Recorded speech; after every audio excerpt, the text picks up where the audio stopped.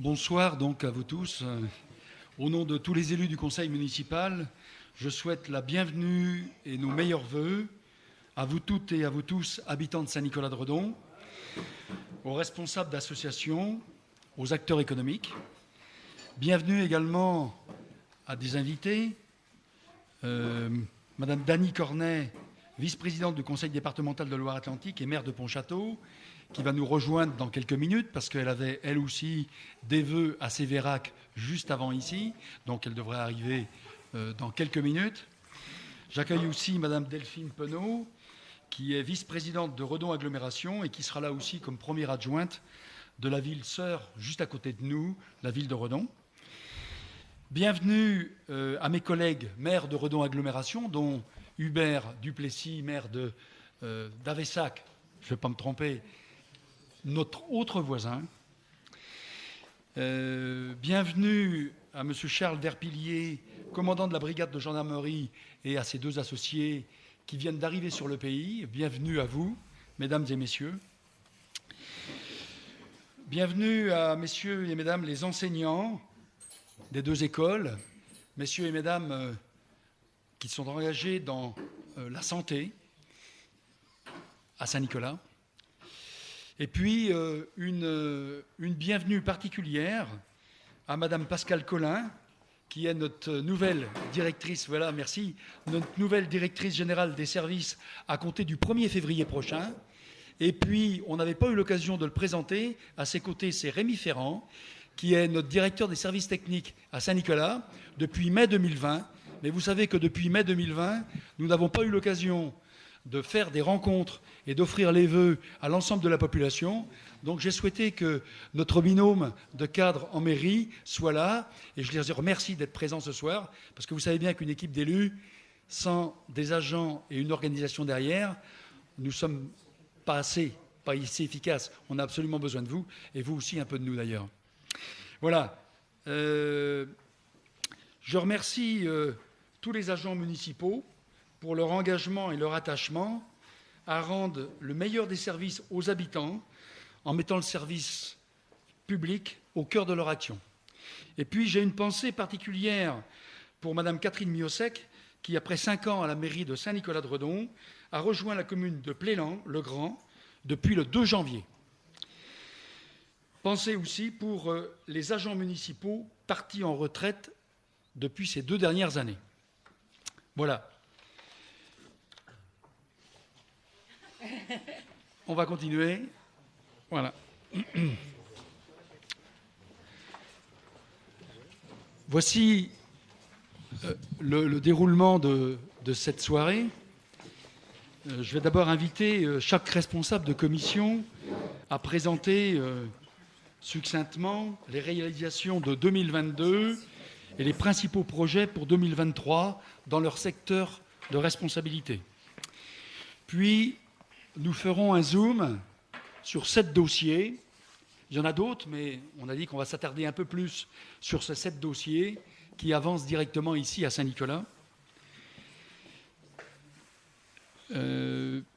Toutes ces informations sur ces dossiers, à peu près, hein, vous les retrouvez développées dans le bulletin annuel 2023, qui vient juste de sortir et qui va être distribué par la Poste d'ici la fin du mois. Merci aux annonceurs qui nous ont aidés et permis de sortir ce bulletin annuel.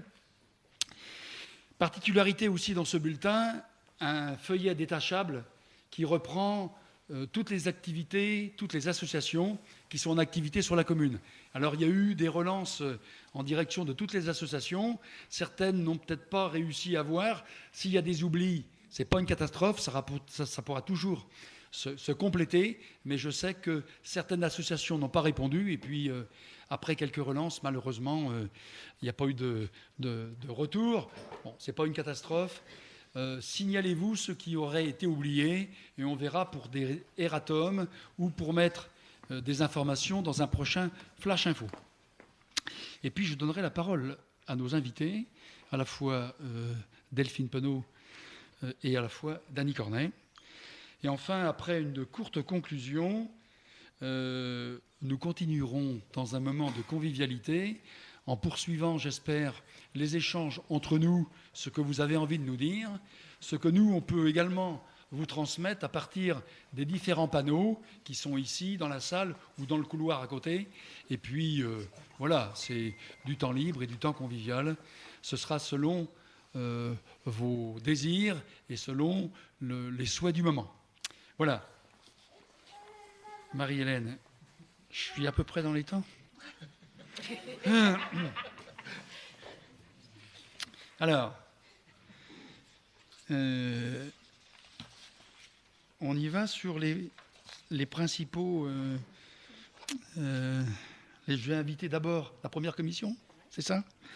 Donc, Sandra Solbiac, qui est adjointe à la commission culture, sport, vie associative et fête. Bonsoir tout le monde. Donc, effectivement, je suis l'adjointe culture, sport, vie associative et fête. Et donc, comme vous pouvez le voir, j'ai 5 conseillers pour m'épauler. Parmi tous les sujets de notre commission, qui est assez vaste, il y a un sujet important que je voulais mettre en avant, c'est justement le tissu associatif. Donc, on a sur le territoire des concerts, des représentations théâtrales, des activités sportives de toutes sortes. Et elles sont nécessaires effectivement pour le lien social. Et on l'a bien vu après cette période de Covid compliquée, que le lien social était indispensable. Et c'est aussi un merci à toutes ces associations qui œuvrent au quotidien pour ce lien social à travers leurs activités et événements.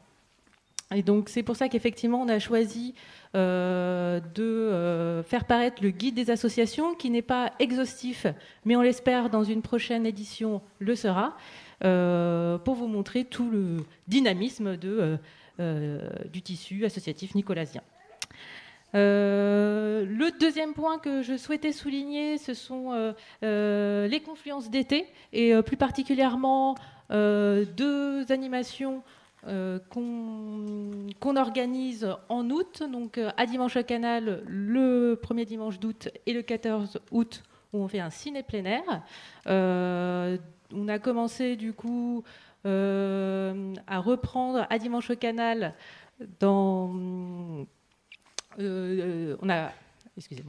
on a repris à Dimanche au Canal du coup de l'ancienne municipalité, et on a construit le 14 août, l'événement du 14 août, et depuis ces 2 dernières années, ça a pris de l'ampleur, donc on en est très content, et on souhaite que ça continue en 2023.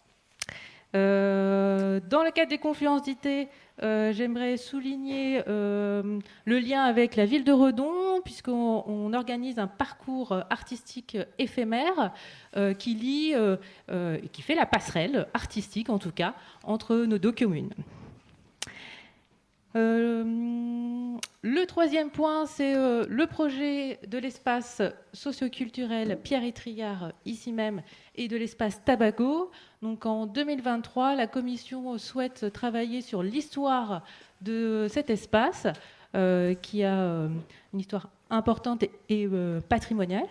Et donc, certainement qu'en 2023, lors des Journées du patrimoine, on va créer un événement pour mettre en avant l'histoire de Tabago et la salle Pierre Étrillard. Donc si j'invite toutes les personnes qui sont intéressées par ce sujet et qui ont des connaissances de l'histoire à venir nous rencontrer. Je souligne juste pour terminer donc un rendez-vous convivial qui a lieu lundi prochain dans la mairie de Saint-Nicolas, dans la salle du conseil, de 10h à midi. Vous avez un café numérique, donc un temps convivial à partager, échanger sur la sécurité sur Internet. Donc n'hésitez pas à venir, c'est ouvert et gratuit à tous. Voilà. Merci pour votre écoute et puis à tout à l'heure. Merci Sandra.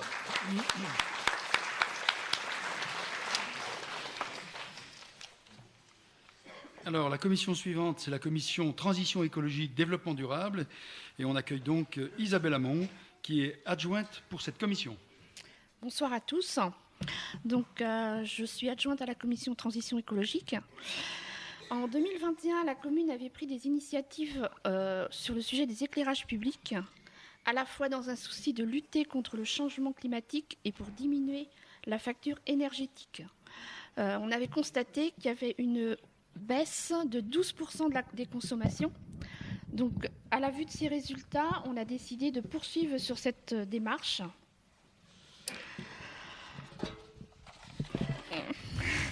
Détroublé.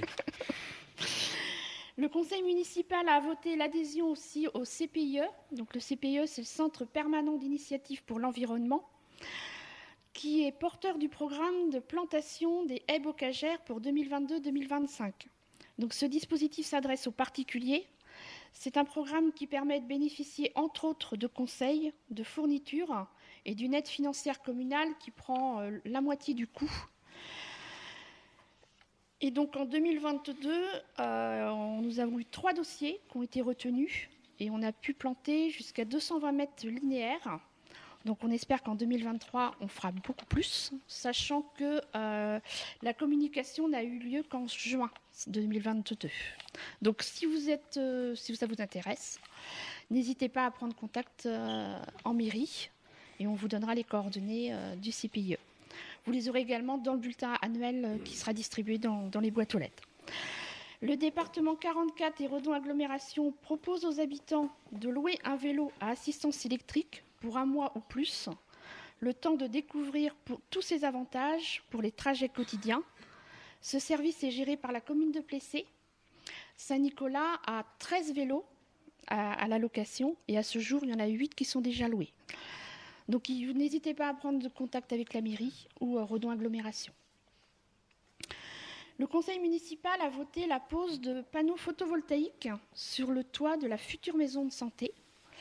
Donc pour nous accompagner dans cette démarche, on a travaillé avec Étoile Solaire et EPV, donc EPV Énergie Citoyenne en Pays de Vilaine. Le but étant de se doter de ressources économiques durables et locales, d'avoir une consommation d'électricité éco-responsable et de contribuer à la transition écologique. Donc en 2023, on va créer le collectif. Donc pour les personnes qui sont intéressées, faut vous faire connaître en mairie et on vous recontactera pour une prochaine réunion. Merci. Très bien. Alors, c'est bien ça. Pour la commission Finances, Attractivité, Centre-Ville, c'est donc Stéphane Pinte.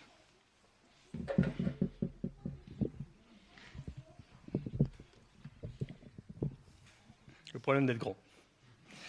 Bonsoir. Bonsoir, Stéphane Pinte, adjoint en finance et à l'attractivité. On travaille sur 2 axes principaux pendant 2 ans. Le premier axe, c'est la finance, ce qui est normal pour notre activité. Gestion des finances de la commune, donc on a bien veillé aux dépenses et aux recettes. Étude de la DGF, donc DGF, dotation globale de fonctionnement, car celle-ci est beaucoup plus faible que les communes avoisinantes. On a cherché à comprendre et pourquoi. Mise en place d'un budget annuel, investissement, fonctionnement. Amélioration de l'analyse des charges de fonctionnement. Mise en place des tableaux de bord pour le pilotage au quotidien de la commune. Mise en place d'un logiciel de gestion, PPI investissement. On a travaillé sur un deuxième axe qui est l'attractivité. Donc mise en place d'un marché.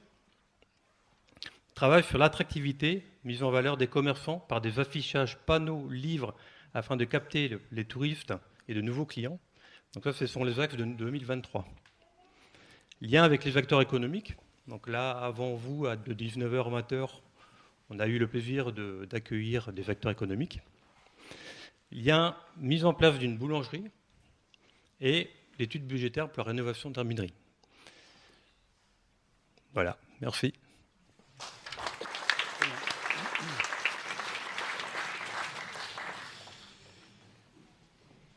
Alors, commission travaux, urbanisme, voirie, je crois que c'est comme ça, les 3 mots. Jean-Luc est là. Jean-Luc Fayas.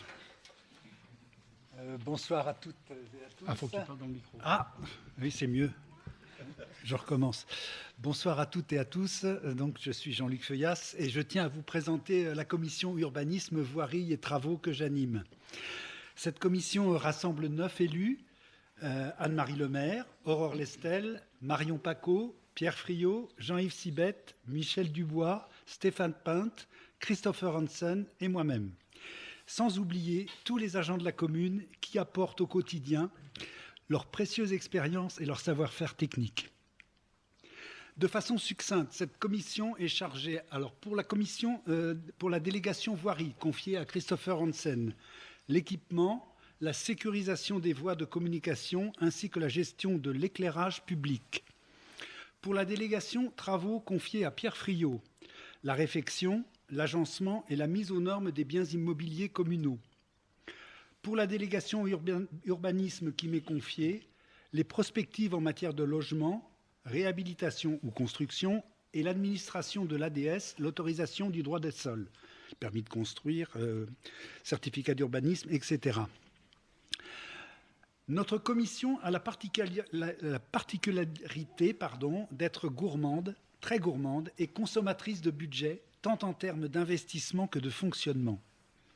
Cette appétence ou appétit budgétaire implique, surtout en cette période d'inflation et d'explosion des coûts des matières premières et de l'énergie, que des choix doivent être faits, des priorités définies en fonction des besoins, des demandes des administrés et bien sûr de nos propres moyens.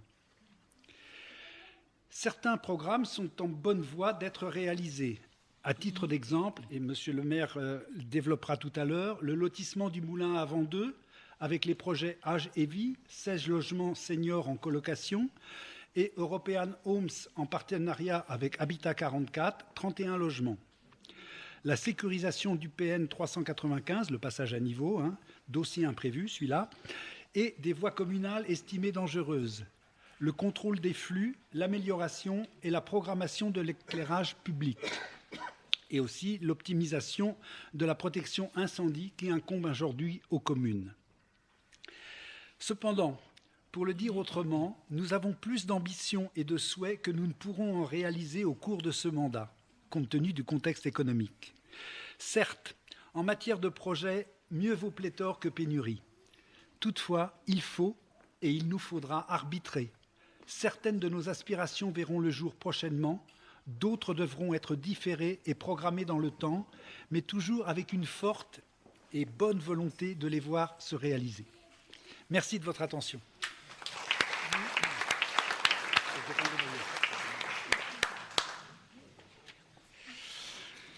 C'est bien d'avoir des commissions qui travaillent. C'est un gros réconfort pour le maire, je peux vous avouer. Alors, commission suivante. Oui. Éducation, enfance, jeunesse. Bernard Debar. Voilà. N'hésite pas à parler proche du micro. Alors bonjour à toutes et à tous. Donc je suis Bernard Debar, adjoint à l'éducation, enfance, jeunesse. Alors notre commission se compose de 8 membres et d'un agent communal Katia, ici présente, qui nous aide dans ce travail et qui fait un travail formidable.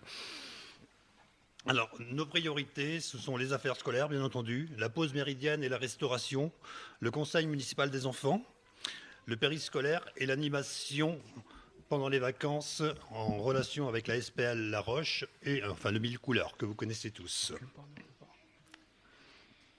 Alors, les affaires scolaires, relation avec les équipes pédagogiques, participation au conseil d'école, le lien avec les associations de parents d'élèves, les amicales laïques, l'OGEC, les appels, etc. etc. Un spectacle de fin d'année scolaire est offert aux 2 écoles au mois de juin. La fête du court-métrage qui avait été faite en 2022 est reconduite pour les 2 écoles en 2023. Disons que ce sont des courts-métrages, des dessins animés qui avaient bien plu aux enfants. Le soutien et participation de la commune à différents projets de l'école. L'association Chantier, c'est la construction d'une cabane à destination des élèves au sein de la cour de l'école de l'Herbinerie. comprendre les différents aspects des matériaux écologiques, leur mise en œuvre par la réalisation d'une maquette grandeur nature. Les mobilités douces. Alors la municipalité, représentée par la commission EEJ, et la transition écologique, est partie prenante du lancement du projet MOBI avec le groupe scolaire. Celui-ci a pour objectif de faciliter l'accès aux modes de déplacement alternatifs et actifs vers l'école. C'est avant tout comprendre les enjeux de l'établissement scolaire et les pratiques de déplacement de leurs usagers. C'est aussi impliquer les premiers acteurs de la mobilité scolaire, c'est-à-dire les élèves eux-mêmes. Les premiers travaux qui auront lieu la semaine prochaine, ça va être un repérage des différents circuits pédestres et vélos que nous allons faire jeudi prochain. La pause méridienne et la restauration. Alors faire que cette pause de midi soit pour les enfants un moment de détente et de convivialité par l'animation de différents jeux et activités.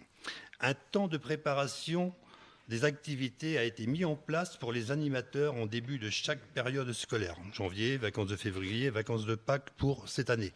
Donc ça vient de se mettre en place. Et c'est très apprécié par les animateurs parce que ça les aide beaucoup dans la préparation de leurs animations. La restauration est une découverte du goût au travers des repas, produits bio, repas végétariens.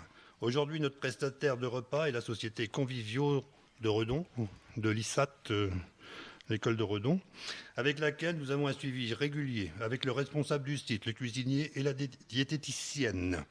Un sondage effectué auprès des enfants et des familles courant 2022 donnait 80% de satisfaction sur la qualité des repas. Le CME. Nous avons quelques représentants du CME ce soir. Je voudrais saluer Enora, le conseil municipal des enfants, oui. Donc Mathilde, qui doit être là également, et Louane. Je ne sais pas, elle doit être quelque part dans la salle, j'ai cru les voir. Voilà, donc le CME, le conseil municipal des enfants, est composé de 11 membres, animé par Marion, qui n'est pas là ce soir, et de 3 bénévoles. Ce conseil municipal des enfants se réunit une fois par mois à peu près. Alors beaucoup d'idées dans la tête de nos jeunes élus. Une enquête auprès de la médiathèque est en cours. L'opération de ramassage de déchets avec un pique-nique zéro déchet sera proposée au printemps. Un projet de création d'un jardin pédagogique dans le futur espace intergénérationnel qui va être créé. Voilà, et je terminerai par cette pensée qui illustre bien le travail du CME, c'est que les graines que nous semons aujourd'hui sont les fleurs de demain. Merci de votre écoute.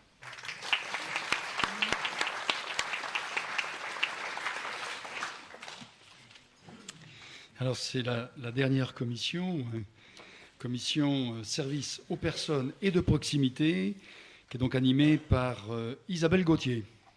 Bonjour. Donc Isabelle Gauthier, adjointe aux affaires sociales. Notre commission service aux personnes et de proximité se compose de 10 élus, dont 5 d'entre eux, avec 5 Nicolaziens, siègent au CCAS de notre commune. Au niveau de notre commission, la priorité est clairement le travail en collaboration avec Féréac et Avessac sur notre offre territoriale de santé. Nous y travaillons depuis 2 ans avec l'aide de Redon Agglo, plus particulièrement avec Marine Kutzmann, et notre réflexion avance, sans pour autant vous annoncer aujourd'hui du concret. Cela serait, donc c'est bien au conditionnel, un centre de santé sans mettre de côté la recherche de professionnels libéraux. Le service aux personnes, c'est aussi le travail en partenariat et de qualité avec l'espace des solidarités du département. C'est une vraie chance pour notre ville d'en avoir un. Il est situé juste à côté de la mairie. Il est là pour aider sur des situations individuelles et aussi, depuis début janvier, de manière plus formelle et avec une volonté de le faire régulièrement avec la gendarmerie pour des situations préoccupantes sur notre commune. Qu'est-ce qu'une situation préoccupante ? C'est le fait que la dignité de la personne ou la sérénité de chacun n'est plus assurée. J'en profite pour remercier les associations caritatives du territoire qui œuvrent au quotidien pour améliorer la situation des personnes. Le service aux personnes, c'est aussi le vivre ensemble, avec diverses animations pour favoriser l'échange, la convivialité, l'intergénérationnel. Le dernier en date est le Noël des aînés avec le repas, la distribution des colis à nos aînés résidant sur la commune ou maintenant en EHPAD, en collaboration avec les élus du Conseil municipal des enfants et les jeunes en service civique d'Ozon ici maintenant. Avant de vous souhaiter une belle année, je terminerai par vous inviter à rejoindre le groupe des bénévoles de Brin de Cosette ou celui des mobilités solidaires pour ceux qui souhaitent s'investir auprès des personnes isolées. Toutes les infos utiles à l'accueil de la mairie. Merci pour votre attention. Belle année à chacun.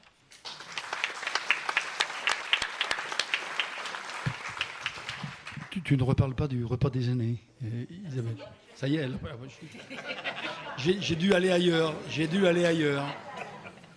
Non, parce que je crois. Non, mais. Alors, voilà les 6 commissions qui travaillent d'arrache-pied. Je veux dire que c'est toujours un défi de fidéliser des collègues, de travailler sur des questions, voilà, de garder le souffle tout au long du mandat. Et donc, il y a parfois des choses qui vont assez vite et qui sont satisfaisantes, et d'autres, eh bien, voilà, faut relancer. Alors maintenant, nous passons à un zoom sur un certain nombre de projets et de travaux. Le premier, c'est la maison de santé. Notre maison de santé va démarrer dans quelques semaines et devrait être opérationnelle et mise en service au premier semestre 2024. Cette maison de santé est construite par l'opérateur Office Santé et va regrouper 4 cellules de médecine générale avec le docteur Girolet ici présent et d'autres que nous souhaitons attirer. 2023 sera pour nous un moment important pour aller, je dirais, à la recherche et en contact avec des jeunes professionnels de la santé. Isabelle l'a exprimé tout à l'heure. Donc 4 cellules de médecine générale, un cabinet infirmier qui sera utilisé, j'allais dire, par Sylvie Carpentier, que vous connaissez les uns et les autres, et Yannick Merlet. Et également un laboratoire d'analyse médicale par le groupe Biogroupe Laborizon Bretagne, qui est installé aujourd'hui sur les quais Jean-Bart, mais qui va créer une annexe à Saint-Nicolas. Donc aujourd'hui, dans cette maison de santé, nous aurons jusqu'à une dizaine de personnes à travailler et peut-être que ce nombre pourra évoluer dans le temps. Je rappelle que dans le secteur de Saint-Nicolas, la maison paramédicale, on a notre kiné Vincent Certain qui est là ce soir, il y a déjà 10 personnes à travailler. À l'espace des solidarités, avec le médecin de PMI, il y a au moins 3 ou 4 personnes qui travaillent plus directement en direction de la santé. Et puis on a le cabinet d'ophtalmo, une douzaine de personnes. Donc ça représente au total, sur Saint-Nicolas, 30 professionnels dans la santé. Je sais, il manque des dentistes, il manque un certain nombre de professions, mais c'est quand même bien. Et cette maison de santé sera un pas supplémentaire pour l'offre de services pour la commune. Voilà pour l'essentiel. Donc, le premier coup de pioche, là, fin janvier, début février. Deuxième projet, le hameau du Moulin. La quantité et la qualité du logement à Saint-Nicolas est un objectif pour nous. On en a parlé récemment, et Jean-Luc en a parlé tout à l'heure, dans les 9 logements qui étaient jusque-là des bâtiments en ruine et qui vont être remis en état dans les prochains mois, les prochaines années. Et donc, nous avons ce projet de 31 logements au Moulin à Vent 2, construit par European Homes. Il sera composé de 24 logements sociaux gérés par Habitat 44, 12 maisons individuelles, 12 logements semi-collectifs, et puis nous aurons 7 maisons en accession libre commercialisées par European Homes. Dès aujourd'hui, les personnes qui sont intéressées par ces locations sont invitées à s'inscrire au niveau des bailleurs sociaux. Il y a un site pour l'ensemble des bailleurs sociaux. Et puis les maisons, vous avez quelques adresses et quelques repères derrière vous sur le panneau. Les maisons sont d'ores et déjà en commercialisation. Voilà. Alors, le troisième zoom, le passage à niveau 395. Ça a été, comme l'a dit tout à l'heure Jean-Luc, un imprévu. Et parfois, certains ont du mal à le croire que pour nous, c'était un imprévu.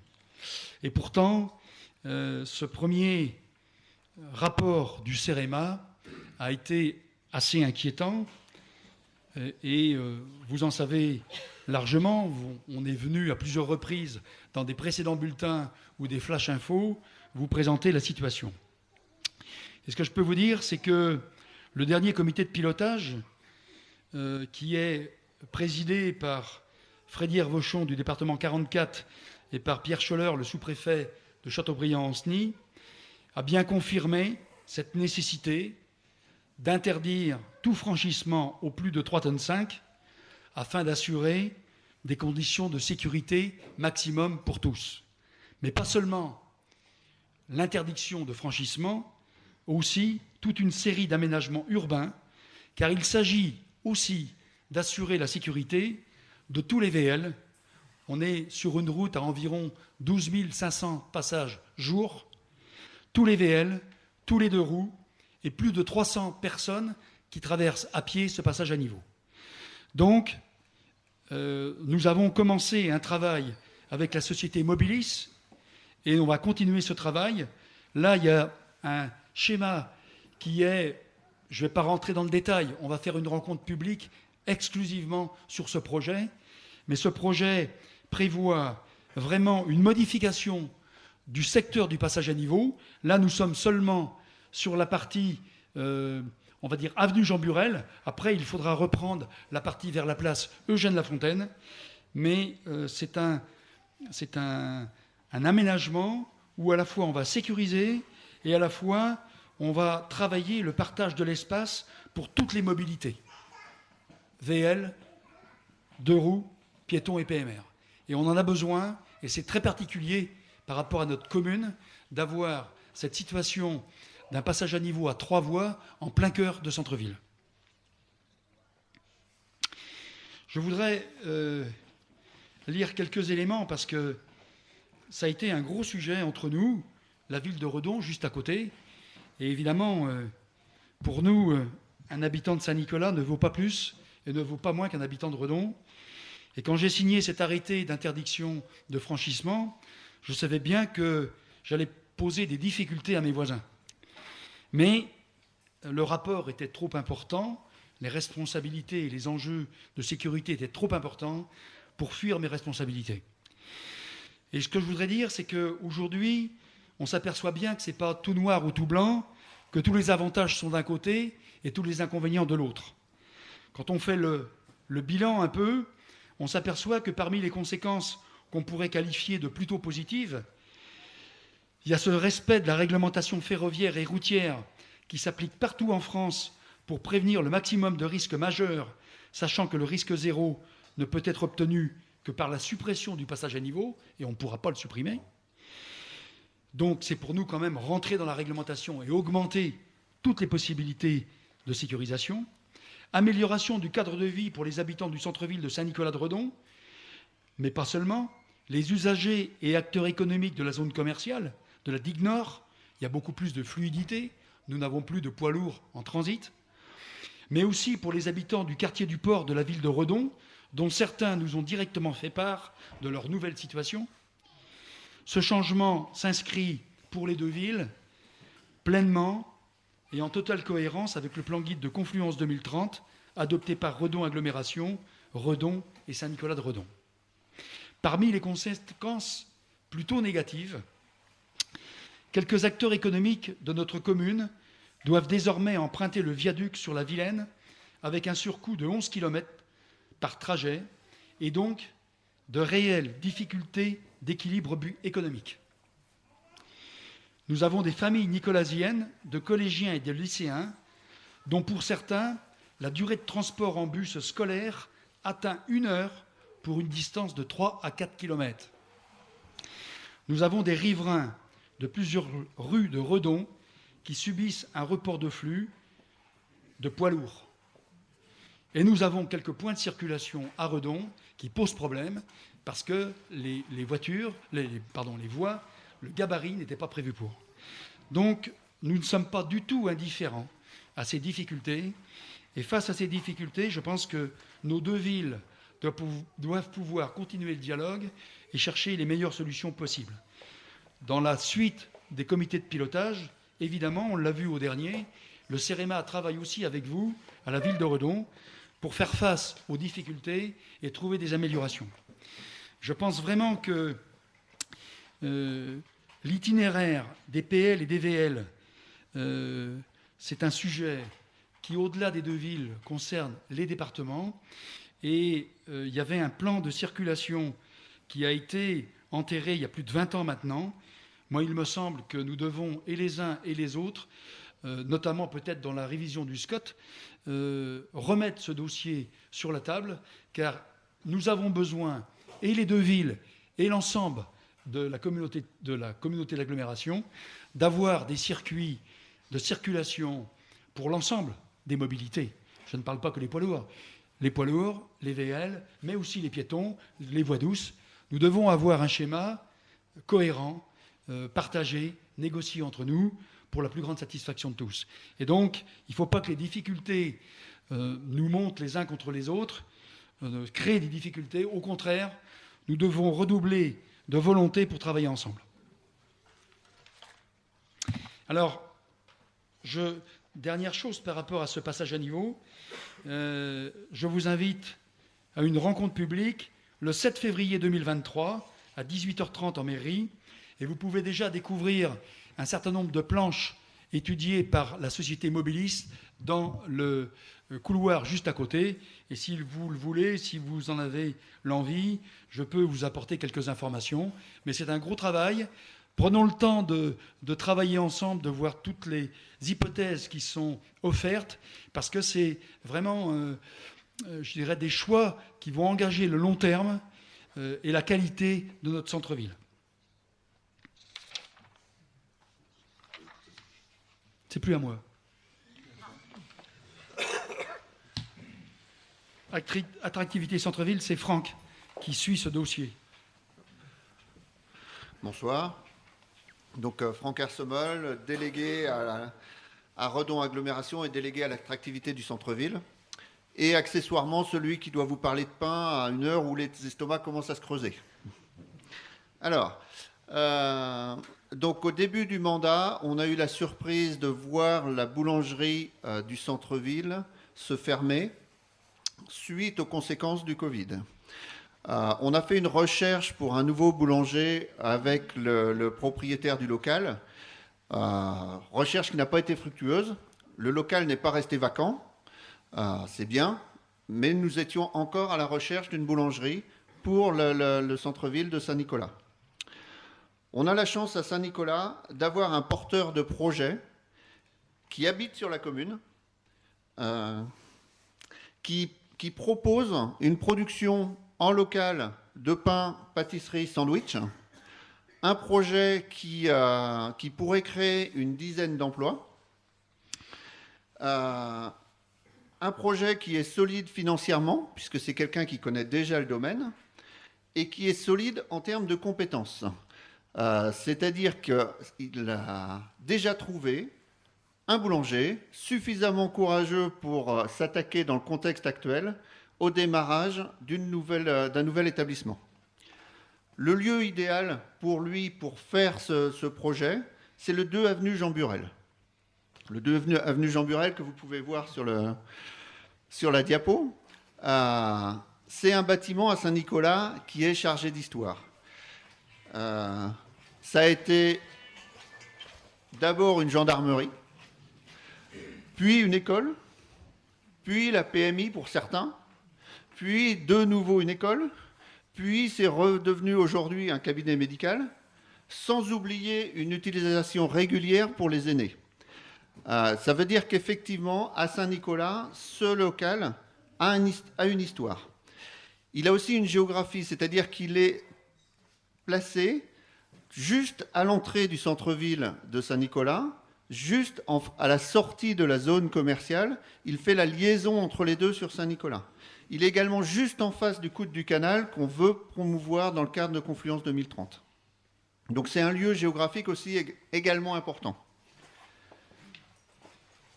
C'est pourquoi, au niveau de la négociation, qui a abouti sur une délibération qui a été prise au mois de décembre, on n'a pas parlé uniquement de prix, mais également de préserver la façade de façon à ce que tous les habitants de Saint-Nicolas puissent garder leurs repères.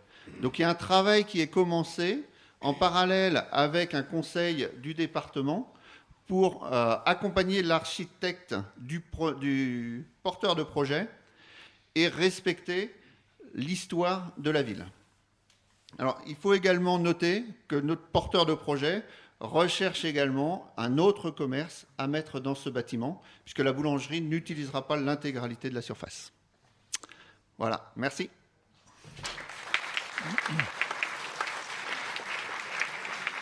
Et donc on aura, avec également l'aménagement du passage à niveau, une continuité commerciale vraiment de la place Eugène-Lafontaine jusqu'au magasin Weldom qui vient juste de se rénover. Et donc pour nous, c'est quelque chose qui redonne du peps, je dirais, à notre centre-ville commercial. Autre zoom, espace de loisirs intergénérationnel. Alors, cet espace de loisirs intergénérationnel se situe rue du Parc des Sports. On le veut comme un lieu pour bien vivre ensemble. À la fois, nous avions une salle associative qui avait besoin d'être rénovée et qui avait une utilisation assez faible. Et nous avions l'association des aînés dans le 2 avenue Jean Burel, qui était dans une situation difficile, puisque en termes d'accessibilité, en termes d'isolation énergétique, le bâtiment était pour nous nécessairement avec des travaux onéreux. Et puis en même temps, on avait une opportunité commerciale, et donc on a cherché un lieu de repli, ou un lieu du moins, c'est pas du repli, parce que je pense qu'on a travaillé et discuté avec eux pour que cette salle qu'on appelait l'ex-salle de foot, qu'on va appeler la salle de la Garenne, soit un lieu très accueillant. Et nous cherchons aujourd'hui, et nous avons presque trouvé, des moyens, une entreprise pour déposer le boulodrome là où il est et le reconstruire à proximité de la salle de la Garenne. Il y a donc un travail déplacement du boulodrome et on veut que cet équipement soit ouvert à toutes les générations.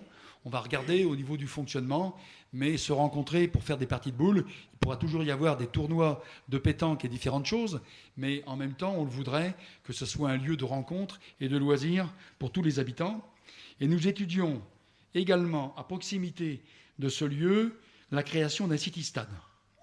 Et puis nous avons des travaux d'aménagement, de plantation et d'accessibilité des abords. Voilà. Donc ce travail est déjà commencé. Il va se faire en 2 phases. On va finir cette première phase là en 2023 et on travaille la possibilité du city-stade. Le dossier en l'état actuel n'a pas obtenu assez de subventions à notre goût et nous voulons travailler sur ce dossier pour avoir un subventionnement plus important. Par contre, les associations qui souhaitent nous rejoindre sur ce projet pour,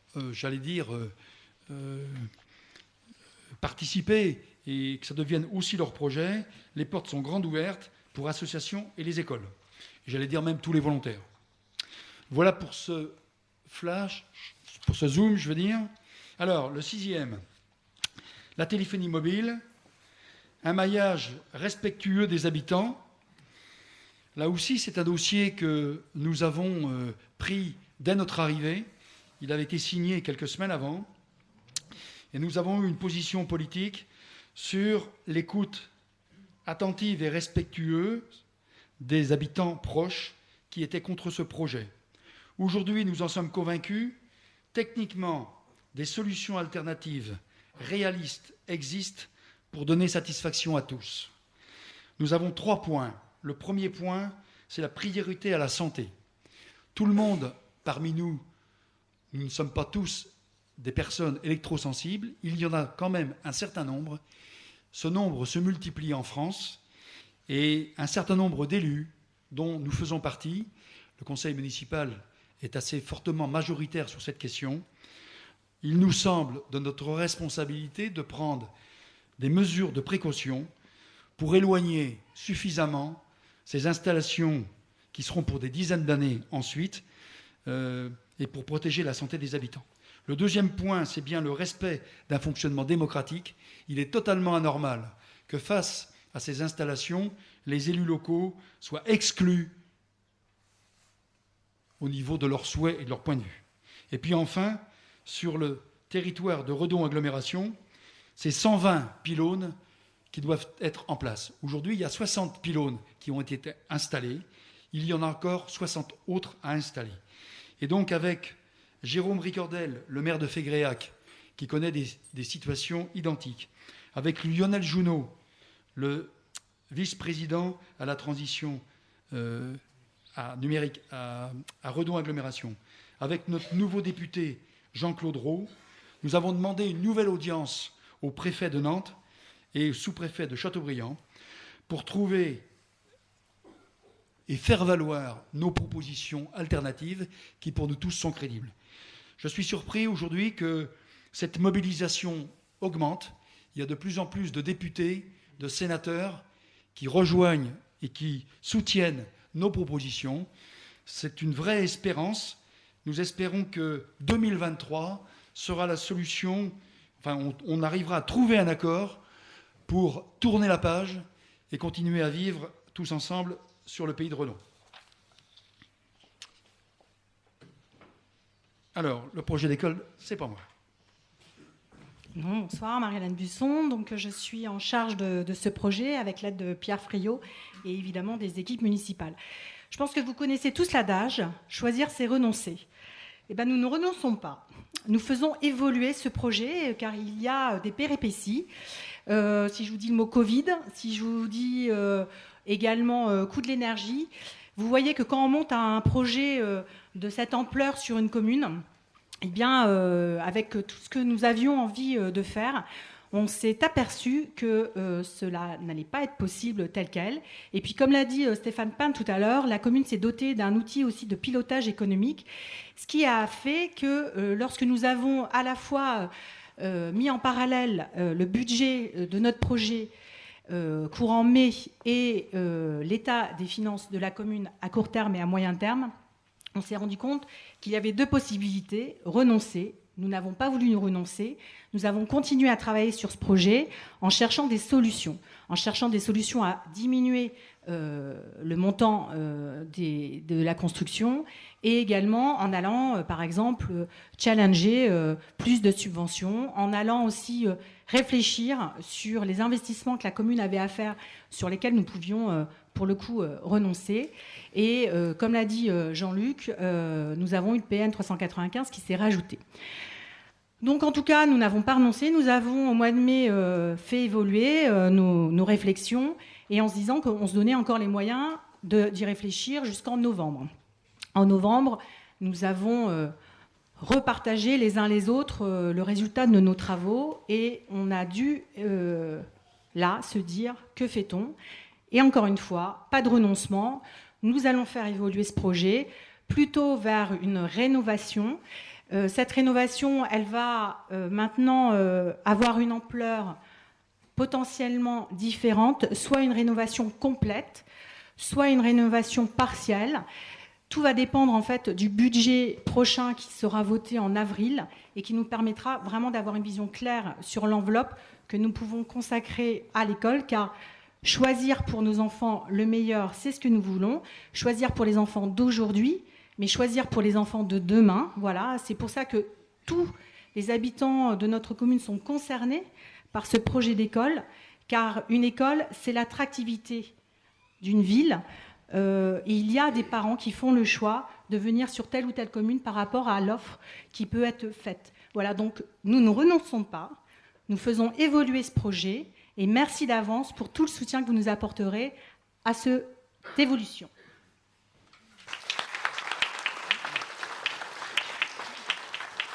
« nous n'allons pas vous parler de d'autres projets, comme celui de la passerelle sur la Vilaine, ça continue. Nous n'allons pas vous parler ce soir du déménagement de la caserne de la gendarmerie, c'est un sujet sur lequel nous pourrons revenir. Et puis, Jean-Luc en a parlé tout à l'heure, pour AGV, pour des logements pour 16 seniors. Maintenant, nous passons la parole à nos invités. Je ne savais pas s'il y avait un ordre protocolaire, mesdames. Je propose de donner la parole à Delphine Penaud et puis après à Dany Cornet. S'il vous plaît, Delphine, voilà. Donc, je vous laisse te présenter. Oui, bien sûr. Alors, bonsoir à tous. Donc, j'ai une double casquette ce soir. Donc, la première, j'ai la casquette Redon, puisque je suis la première adjointe de la ville de Redon. J'excuse le maire qui ne pouvait être présent. Malheureusement, il avait une contrainte. Et j'ai une casquette aussi, puisque je suis vice-présidente en charge à Redon Agglomération, en charge notamment des activités portuaires, des activités nautiques et de pleine nature. Et je représente aujourd'hui Jean-François Marie qui m'a demandé de porter un message puisqu'il ne pouvait être présent. Effectivement, Redon Agglomération, c'est 31 communes avec 31 communes qui ont des vœux et il ne pouvait être partout. Voilà, donc j'excuse Jean-François Marie. Alors d'abord, je remercie bien sûr le maire de Saint-Nicolas, cher Albert, et puis le conseil municipal, les conseillers communautaires, et notamment Marie-Hélène, avec laquelle je travaille personnellement sur la commission à Redon Agglomération. Merci à tous, bonjour à tous, et puis merci d'accueillir la voix de Redon Agglomération. Donc c'est Redon Agglomération, qu'est-ce que c'est? Alors il semblait intéressant pour Jean-François Marie de recadrer ce que c'était. Alors Redon Agglomération, c'est une jeune institution. C'est 1997, c'est 26 ans au 1er janvier. Donc c'était d'abord la CCPR, mais cette institution, elle n'est pas née, ce n'est pas une strate supplémentaire.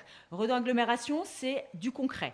C'est en effet un outil de coopération dont s'est doté les 31 communes du pays de Redon pour avancer ensemble et rendre des meilleurs services à la population et aux entreprises. La communauté d'agglomération donne corps au bloc communal au travers de compétences confiées par les communes. C'est 22 compétences à ce jour qui sont portées par Redon Agglomération. Donc le développement économique, on l'a vu, c'est transversal, mais la santé, le développement économique, l'eau, l'assainissement, les déchets, la petite enfance, et on voit bien qu'il y a des synergies, et vous l'avez dit d'ailleurs dans vos commissions, vous travaillez régulièrement avec les services de Redon Agglomération. C'est faire vivre aussi la solidarité au travers d'une juste péréquation validée dans notre pacte fiscal et financier adopté en 2022. Alors concrètement, qu'est-ce que c'est? C'est la richesse apportée par chacune des communes et dans une équitable répartition permet d'offrir un retour supérieur à travers de services rendus de qualité qu'aucune commune ne pourrait financer seule. C'est le principe de mutualisation, c'est le vivre ensemble. Ce fait communautaire, il nous appartient à tous, les maires, les conseillers communautaires, les élus, de le porter et de le faire connaître à nos usagers et à nos citoyens. Et le faire vivre au quotidien avec nos agents communautaires et nos agents communaux qui sont là ici présents, puisqu'il y avait le directeur des DGS et le directeur des services techniques de la ville de Saint-Nicolas. Bien entendu, cela n'enlève rien à la nécessité d'agir dans chacune des communes. Et on le voit bien, il y a de très forts projets qui sont portés par Saint-Nicolas. Et tous ces projets qui sont portés par les communes viennent enrichir l'attractivité du territoire. Et c'est très important aussi que ces sujets-là soient traités en collaboration avec bien sûr les services de Redon Agglomération. Et on voit bien qu'ils sont nombreux ici. Donc Jean-François Marie vous renouvelle encore ses merci et ses bravos. Redon Agglomération, c'est aussi des moyens contenus, des missions ambitieuses et des agents impliqués. Redon Agglomération, ce sont 240 agents qui sont au service des citoyens. Et dans l'exercice de leur mission, qu'ils ont exercé même pendant la période de Covid, c'était compliqué, et dans des politiques publiques très multiples, alors ça va être le théâtre, ça va être les piscines, ça va être le conservatoire, ça va être le multi-accueil, puisqu'on a un multi-accueil ici à Saint-Nicolas, notamment Pimprenel. Ça va être dans la santé, ça va être dans les ordures ménagères, ainsi que dans l'eau et l'assainissement. Donc vous voyez, c'est très large et ça couvre effectivement tous les services publics qui sont aussi concernés par la commune. Et ce sont des services à nos concitoyens et services qui, dans leur continuité, je vais y arriver, dont ces services, ce qui était intéressant, c'est de voir que parfois les concitoyens ne se rendaient pas compte de l'exercice de Redon Agglomération. Donc, je vous ai mis quelques cas. Alors, le premier cas, c'est par exemple Redon Agglomération accompagne la mobilité. On en a parlé. Alors, Albert, tu as parlé du PN. Donc, je vais faire une courte...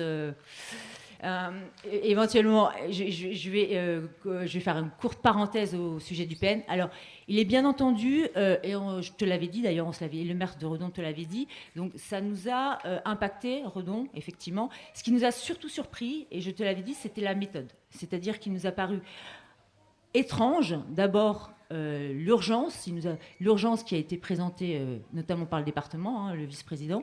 Cette urgence-là, qui n'avait pas été travaillée, nous a mis effectivement en défaut, puisqu'il a fallu qu'on retravaille, la ville de Redon, l'ensemble des circuits. Tu ne l'as pas dit, mais ça a mis aussi en difficulté les services de Redon Agglomération au travers, bien sûr, des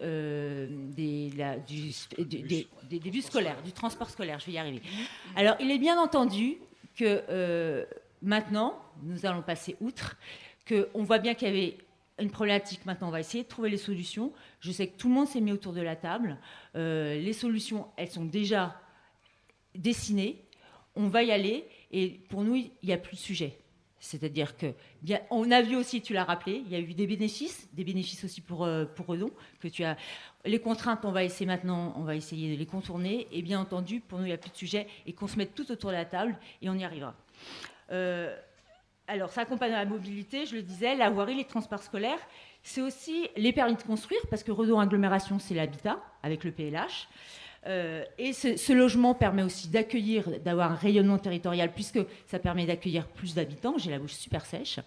C'est aussi des politiques d'insertion, des politiques de petite enfance, on en a parlé, le multi-accueil, et les politiques du grand âge et de la santé. En faisant la promotion de la culture, c'est 18% du budget de Redon Agglomération, c'est la culture, du sport, notamment au travers des équipements communautaires comme le conservatoire, on l'a dit, le théâtre, les médiathèques, mais aussi les piscines, les bases nautiques et l'aérodrome.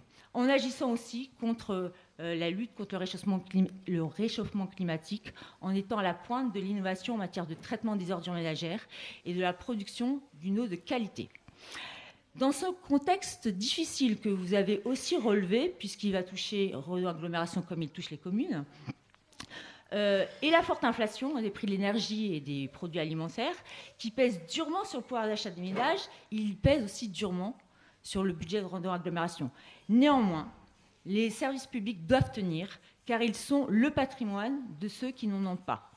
Aussi, nous avons fait le choix, Redon Agglomération, de ne pas raboter les ambitions de notre pays de Redon, et notamment en matière d'investissement structurant. Nous allons continuer le déploiement de la fibre optique, l'accompagnement de la construction du nouveau centre hospitalier, le développement de la formation avec le projet Campus 2025, Redon Ville étudiante, Redon Agglomération, territoire apprenant.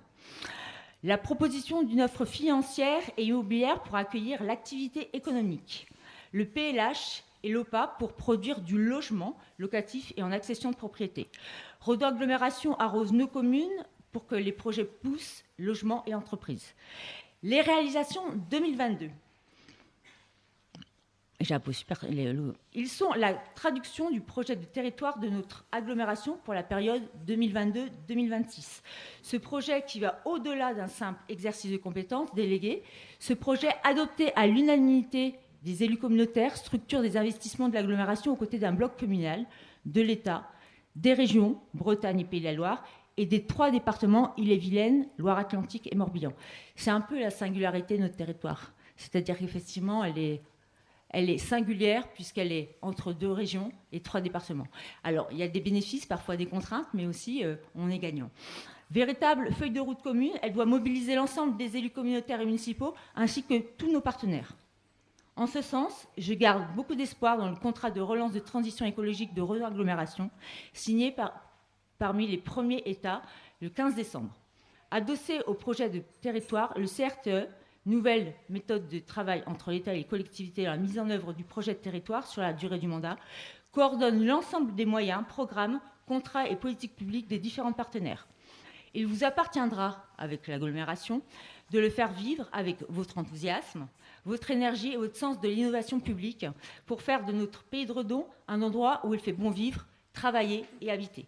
Je suis donc très confiant dans votre réussite collective et forme le vœu que chacun d'entre vous y trouve la place de sa participation.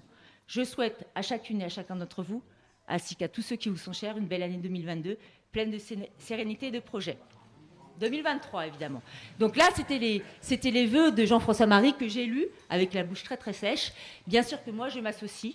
Je continuerai à travailler avec les élus communautaires sur la compétence que je porte à Redon Agglomération. Nous avons la compétence des 2 bases nautiques, qui est donc accueillie sur votre territoire, pour lequel on continue à travailler. Évidemment, le multi-accueil. Et voilà, merci de m'avoir écouté.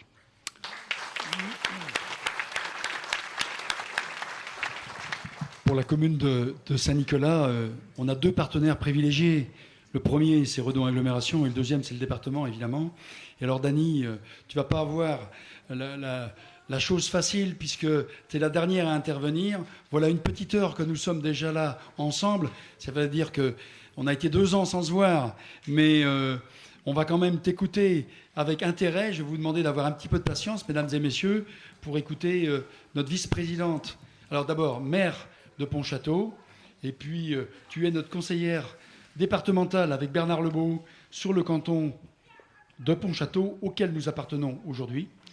Et donc, c'est avec plaisir que nous t'accueillons ce soir. Merci, merci Albert, merci à tous. Albert, cher Albert, maire de Saint-Nicolas-de-Redon, mesdames, messieurs les conseillers municipaux, que j'ai beaucoup de plaisir à revoir ce soir, madame la représentante de Redon et de Redon Agglomération également, mesdames, messieurs les représentants du monde associatif, économique, culturel, social, mesdames, messieurs les représentants de la gendarmerie et des pompiers, avec une mention particulière pour eux, car ils ont été particulièrement sollicités cette année, avec une succession de crises, la crise sanitaire puis la crise climatique. Mesdames, messieurs les habitants de Saint-Nicolas-de-Redon, je voudrais tout d'abord, au nom du président du département, Michel Ménard, vous souhaiter le meilleur pour cette nouvelle année et qu'elle vous apporte au quotidien, comme dans vos projets, l'énergie et les soutiens pour avancer, et même si des difficultés se présentent. Le soutien aux familles, à l'enfance, aux jeunes, aux seniors, aux personnes privées d'emploi ou en situation de handicap sont fortement soutenus par le département, avec un budget à hauteur de 781 millions d'euros consacré à l'action sociale de proximité. Les signes du changement climatique se sont clairement imposés ces derniers mois. L'épisode caniculaire de l'été risque de bien de devenir récurrent. La rupture en distribution d'eau potable a menacé certaines localités de la Loire-Atlantique. Les nappes phréatiques, même s'il pleut beaucoup en ce moment, peinent à retrouver un niveau suffisant pour répondre aux besoins. Difficile de continuer comme si de rien n'était. Cela interroge nos modes de vie au quotidien, pour vivre, travailler, se déplacer, et donc aussi les logiques en matière d'aménagement du territoire. Car le département souffre de son attractivité. Nous sommes en effet sur une trajectoire à près de 17 000 habitants par an en moyenne, sur une trajectoire entre 2018 et 2033. Ce dynamisme démographique devrait se poursuivre avec une population qui compterait 1 625 000 habitants à l'horizon 2032. Cette progression est 3 fois supérieure à celle observée en France. Alors, comment conjuguer cette attractivité avec la nécessité de revoir nos modes d'aménagement, que ce soit le logement, mais aussi les routes ? Les dernières évolutions réglementaires, dont la loi Climat et Résilience, promulguée le 22 août 2021, fixent un objectif très clair, diviser par 2 le rythme d'artificialisation des sols sur les 10 ans à venir par rapport à la consommation observée sur les 10 dernières années. Il faut donc trouver un équilibre entre les besoins d'aménager, les besoins d'aménagement économique, routier, mais aussi cette nécessité de respecter le foncier, de préserver notre foncier.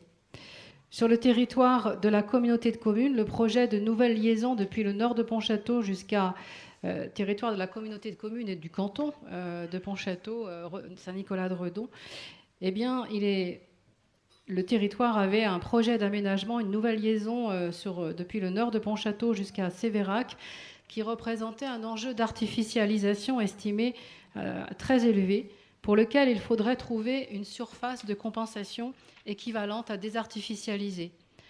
Compte tenu du nouveau contexte réglementaire et de la prise en compte des enjeux environnementaux, agricoles et de consommation de l'espace, ce projet n'apparaît donc plus réalisable au regard de l'exigence réglementaire de réduire nos consommations foncières. Cependant, le département participera à l'effort collectif en se concentrant sur l'amélioration et la sécurisation du réseau routier, en accélérant en priorité les aménagements en faveur des alternatives à la voiture individuelle, des aménagements de pôles multimodaux, et nous en aurons en réflexion ici par rapport au projet que vous avez cité tout à l'heure, sur lequel je vais revenir, en créant également un réseau cyclable utilitaire, en offrant un nouveau service Vélila de location de longue durée de vélos assistance électrique. Pour cela, un nouveau programme d'investissement pluriannuel va donc être adopté pour fixer le cap sur les 10 prochaines années. Ce sera un axe fort de l'engagement départemental qui sera doublé d'un accompagnement renforcé auprès des communes, en particulier dans les périmètres de cœur de ville et de cœur de bourg. Vous avez évoqué chacun Redon agglomération, la ville de Saint-Nicolas-de-Redon. Je vais donc l'évoquer à mon tour, ce qui est donc le projet concernant ce passage à niveau 395. Et le passage à niveau 395, situé en plein cœur de ville de Saint-Nicolas-de-Redon, a fait l'objet d'un classement national en raison de son niveau de dangerosité et ainsi a été inscrit sur la liste du plan de sécurisation nationale, le PSN, des passages à niveau.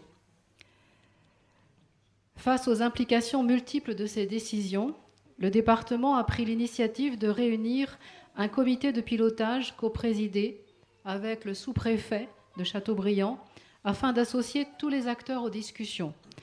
Les départements d'Ille-et-Vilaine et du Morbihan, de la Loire-Atlantique évidemment, sous l'impulsion de Freddy Hervauchon, vice-président en charge de la mobilité, de réunir également le sous-préfet de Redon, les élus de Redon agglomération, les élus de la ville de Redon et Saint-Nicolas-de-Redon, la SNCF, la région Pays de la Loire, enfin en tout cas un très large comité de pilotage qui a eu lieu pour sa première séance le 19 novembre 2021.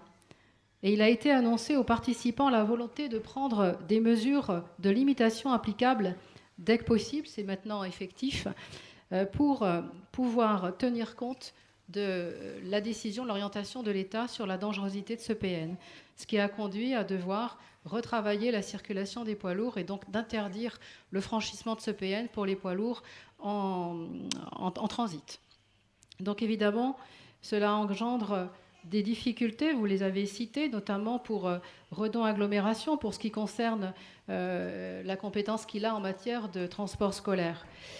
Et donc Redon agglomération a fait état de ces grandes difficultés pour réorganiser ce transport scolaire en quelques semaines. Et donc le temps a été donné, puisqu'on a donc travaillé de manière à ce que l'État et le département, suivant ces propositions, posent ce principe de sécurisation par palier, en traitant d'abord la question des poids lourds et en laissant du temps à Redon agglomération sur le transport scolaire, ce qui a été effectif pour trouver les solutions. Et je ne doute pas que ces solutions pourront s'améliorer aussi dans la recherche dans les prochains mois d'amélioration sur le temps scolaire notamment.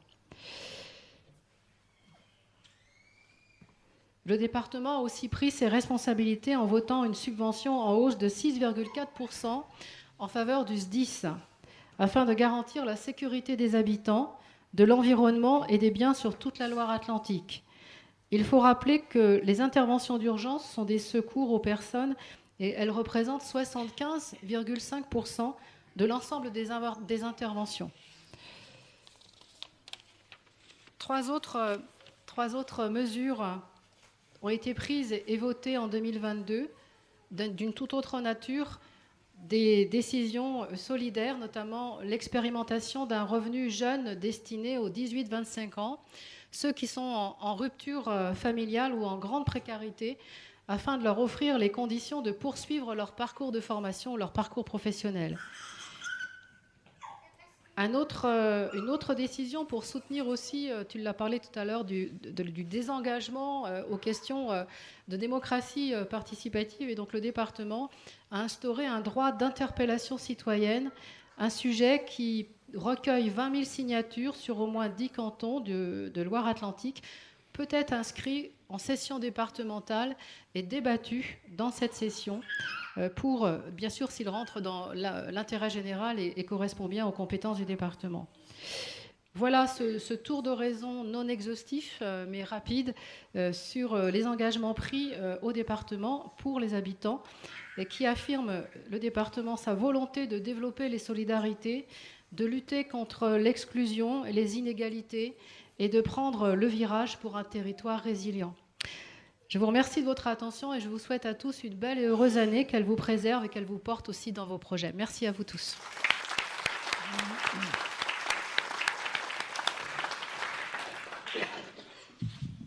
Nous allons enfin pouvoir nous lever et trinquer.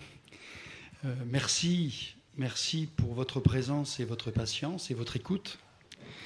Merci à tous les agents municipaux, aux élus pour leur travail au quotidien, à tous ceux qui s'engagent, et grand merci d'avance à ceux qui vont bientôt s'engager pour notre ville, parce qu'il y a de la place, parce qu'on ouvre les bras, et il n'y a jamais de trop pour contribuer à différents projets. Voilà, très bonne année 2023, je vous invite à partager le verre de l'amitié et à échanger avec les uns et les autres, de poursuivre ensemble. Merci et très bonne soirée.